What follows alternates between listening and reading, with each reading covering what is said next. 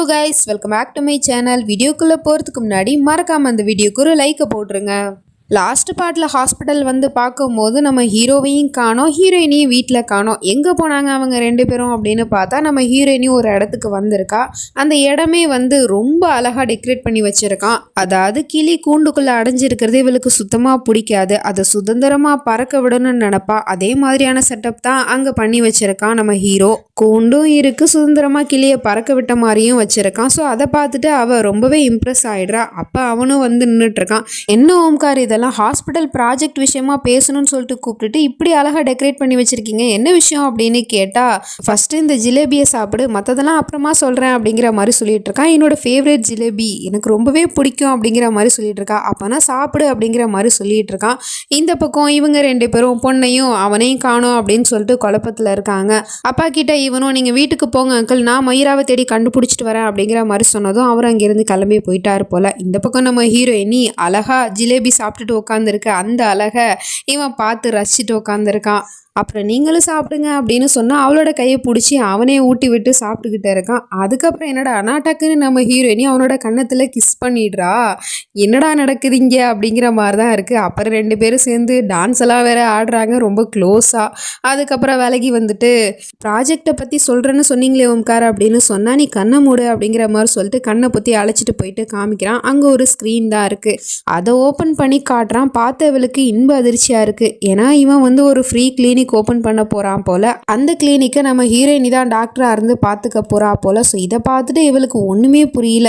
நிஜமாவா ஓம்கார், ஆனால் இவ்வளோ பெரிய விஷயத்த நான் எப்படி ஹேண்டில் பண்றது அப்படின்னு கேட்டா, எனக்கு உன் மேல முழு நம்பிக்கை இருக்கு அப்படிங்கிற மாதிரி சொல்லிட்டு இருக்கான். அடுத்த நிமிஷமே அவ சந்தோஷப்பட்டு அவனை கட்டி பிடிச்சிட்டு தேங்க்யூ சொல்லிக்கிட்டே இருக்கா. அவனுக்கும் ரொம்ப சந்தோஷமா இருக்கு. இதுக்கு முன்னாடியும் இவன் பொண்டாட்டிக்காக ஒரு கிளினிக்கை வச்சு கொடுத்தான். பட் அதில் ஒரு நிபந்தனை வச்சுருந்தான். ஆனால் இப்போது எந்த நிபந்தனையுமே இல்லை. அவளுக்கு பிடிச்ச மாதிரியான ஒரு கிளினிக்கை தான் வச்சு கொடுத்துருக்கான். ரொம்ப சந்தோஷமாக இருக்குது. அப்புறம் வெளியில் கார் சவுண்டு கேட்குது போல். நான் போய் என்னென்னு பார்த்துட்டு வரேன் அப்படின்னு சொல்லிட்டு வெளியே வந்து பார்க்குறான். அவனோட கார் அங்கே தான் இருக்குது, எந்த ஒரு பிரச்சனையும் இல்லை. அப்புறம் எங்கேருந்து சத்தம் வந்தது அப்படிங்கிற மாதிரி பார்த்தா அந்த டாக்டர் கரெக்டாக இடத்த கண்டுபிடிச்சி வந்துட்டான். அவன் வந்து சொல்லிக்கிட்டு இருக்கான், எனக்கு தெரியும் நீ இது மாதிரி ஏதாவது ஒரு வேலை பண்ணுவேன் அப்படிங்கிற விஷயம் தெரிஞ்சுதான் நான் உன்னோட காரில் ட்ராக்கரை செட் பண்ணி வச்சுருந்தேன். அதை வச்சு தான் நீ இங்கே தான் இருக்க அப்படிங்கிற விஷயத்த நான் கண்டுபிடிச்சிட்டேன். சரி சொல்லு, மயிராவன் எங்கே வச்சிருக்க அப்படின்னு கேட்டுட்டு இருக்கான். ஏன் உன்னோட ட்ராக்கர் அந்த விஷயத்த உங்ககிட்ட சொல்லாதா அப்படிங்கிற மாதிரி நக்கல் பண்ணிக்கிட்டே இருக்கான். பேசுடா பேசு, உன்னால் பேச மட்டும்தான் முடியும். இதுக்கப்புறம் ஒன்று நான் மயிரா கிட்ட நெருங்கவே விட மாட்டேன் அப்படின்னு சொல்லிட்டு அவன் ஒரு பேப்பர் ரெடி பண்ணிட்டு வந்தான் இல்லையா, அதை இப்போ இவன் கிட்ட காமிக்கிறான். அதாவது இவன் ஒரு டாக்டர், இவனோட ஹாஸ்பிட்டலில் பேஷண்ட்டாக இருக்கிறவ தான் நம்ம மயிரா. அவளை ப்ரொடெக்ட் பண்ணுறதுக்கான பேப்பர் தான் இது. ஸோ இவனால் ஆபத்து அப்படிங்கிற விஷயத்த அந்த பேப்பரில் அவன் தெளிவாக எழுதியிருக்கான். அதனால் மயிராவை விட்டு நீ 300 மீட்டர் தள்ளியே தான் இருக்கணும், இதுதான் இந்த ஸ்டேட்மெண்ட்டு அப்படிங்கிற மாதிரி சொல்லிட்டு காமிச்சிக்கிட்டு இருக்கான். அப்போன்னு பார்த்து நம்ம ஹீரோயினி கரெக்டாக அந்த இடத்துக்கு வந்துடுறா. இவனை காணோன்னு தேடி வந்திருப்பா போல. டாக்டர் நீல், நீ இங்கே என்ன பண்ணிட்டு இருக்க அப்படின்னு கேட்குறா. அவனும் நீ இங்கே என்ன பண்ணிட்டு இருக்க, உன்னோட அப்பா அம்மா எல்லாரும் தேடிட்டு இருக்காங்க, வா போகலாம் அப்படின்னு சொல்லிட்டு அவளோட கையை பிடிச்சி அழைச்சிட்டு போயிட்டு இருக்கான். கட்டின பொண்டாட்டியோட கையை இன்னொருத்தவங்க பிடிக்கிறத இவனால் பார்த்துட்டு இருக்க முடியல, கோவம் வருது. பட் இருந்தாலும் அமைதியாக இருந்துடுறான். அதுக்கப்புறம் அவனும் அவளை அங்கேருந்து கூட்டிகிட்டு போயிடுறான். எங்கள் சீனை கட் பண்ணால் இந்த பக்கம் இந்த வில்லிக்கரியோட கண்ணில் ரொம்ப நாள் கழித்து இவங்க பட்டம் விடுற போட்டியில் கலந்துக்கிட்டாங்க இல்லையா, அதில் எடுத்த ஃபோட்டோஸ் வந்து கண்ணில் பட்டுருது. அதை இவ பார்த்துட்டு பயங்கர ஷாக் ஆகுறா. ஏன்னா அதில் நம்ம மயிரா தான் நிற்கிறா. அதை பார்த்த உடனே அப்படின்னா நம்ம அன்னைக்கு பார்த்தது உண்மைதானா, அவள் உயிரோட தான் இருக்காளா அப்படிங்கிற மாதிரி சொல்லிட்டு பார்த்துட்ருக்கா. இந்த பக்கம் இவனும் அவளை வீட்டுக்கு கூட்டிகிட்டு வந்துட்டான் போல். அப்போன்னு பார்த்து ஒருத்தி முக்காடு போட்டுக்கிட்டு காரில் வந்து விழ போகிறா. பார்த்தா அது அந்த வில்லிக்காரி தான் போல். தேடி உண்மையை கண்டுபிடிக்கிறதுக்காக வீட்டுக்கே வந்துட்டா போல் நம்ம மயிராவோட வீட்டுக்கு. அப்பன்னு பார்த்து இவங்க கார்ல மோதினதுனால எதிர்த்தாப்புல மயிரா உட்காந்து இருக்கிறத இவளும் பார்த்துடுறா. இப்ப கண்ணுக்கு முன்னாடி நேரா அவளை பார்த்துவிட்டு பயங்கர ஷாக் ஆகுறா. ஆனாலும் எதுவுமே தெரியாத மாதிரி அங்கிருந்து கிளம்பி போயிடுறா. அதுக்கப்புறம் இவங்களும் வீட்டுக்குள்ள போயிடுறாங்க. ஆனா இவளுக்கு ஒன்றும் புரியல. இவ உயிரோட தான் இருக்கா அப்படிங்கும் போது எதுக்காக இவ இந்த ஊர்ல என்ன பண்ணிக்கிட்டு இருக்கா, எதுக்காக ஓம்காரை தேடி வரல அப்படிங்கிற மாதிரி யோசிச்சு இருக்கா.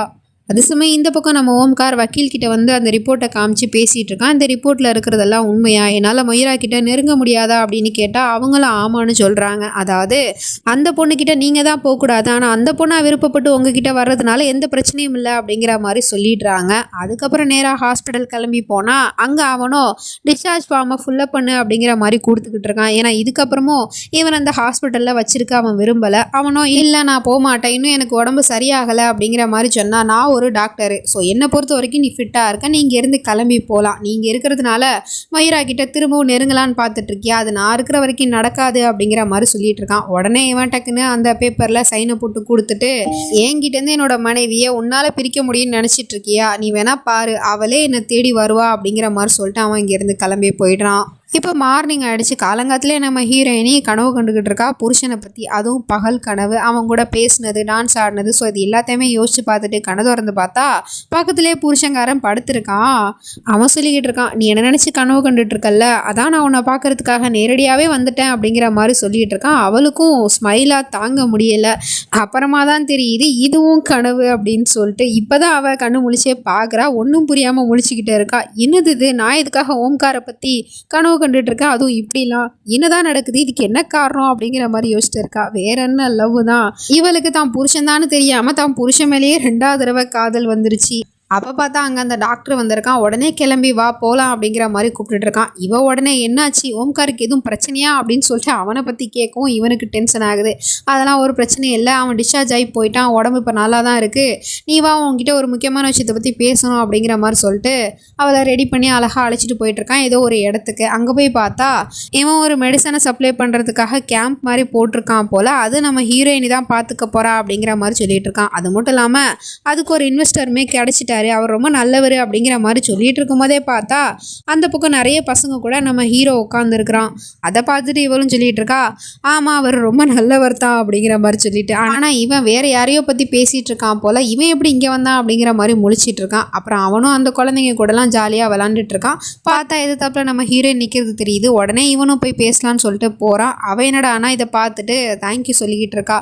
நீங்கள் இன்னும் எனக்கு எவ்வளோ தான் ஹெல்ப் பண்ண போகிறீங்கன்னு தெரியல, எனக்காக ஏன் இதெல்லாம் பண்ணுறீங்க அப்படின்னு கேட்டால் இதில் என்ன இருக்குது அப்படிங்கிற மாதிரி சொல்லிட்டு பேசிகிட்டு இருக்கான். அப்போ டக்குன்னு ஒரு குழந்தை பிடிச்சி தள்ளி விட்டுறது போல் நேராக போய் அவன் மேலே போய் விழுந்துடுறான். அப்புறம் 2 பேரும் ஒருத்தர் பார்த்துக்கிட்டு ரொமான்ஸ்லாம் பண்ணிக்கிட்டு இருக்காங்க. இதை பார்த்துட்டு காண்டானவன் அங்கேருந்து கிளம்பி போயிடுறான். அப்புறம் இதை இவன் மட்டும் பார்க்கல, அங்கே தூரத்துலேருந்து 2வது பொண்டாட்டியும் பார்த்துடுறா முக்காடு போட்டுக்கிட்டு வந்துட்டு.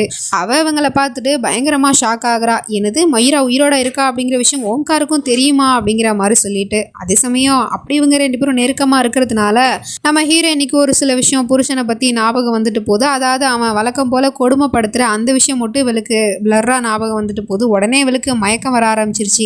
இதை இவனும் பார்த்துட்டு மயூரா உனக்கு என்ன ஆச்சு, இங்கே வா உட்காரு அப்படிங்கிற மாதிரி சொல்லிட்டு ஒரு இடத்துல உட்கார வச்சுட்டு நான் போயிட்டு தண்ணி எடுத்துட்டு வரேன் அப்படின்னு சொல்லிட்டு அவன் இங்கேருந்து கிளம்பி போயிடுறான். ஆனால் இவளுக்கு யோசனை வருது, எதுக்காக எனக்கு ஓம்கார் கூட இருக்கும் போது சில விஷயம் மைண்டில் வந்துட்டு போகுது, அது எனக்கு ஓம்கார் கூட சம்மந்தப்பட்டதா இல்லை என்னோட பாஸ்ட் கூட சம்மந்தப்பட்டதா அப்படிங்கிற மாதிரி யோசிச்சுட்டு இருக்கா. ஸோ இதுக்கப்புறம் நடக்க போகுது அப்படிங்கிறதுலாம் நம்ம நெக்ஸ்ட் பார்ட்டில் தான் பார்த்து தெரிஞ்சுக்கணும். அது வரைக்கும் பை ஃப்ரெண்ட்ஸ்.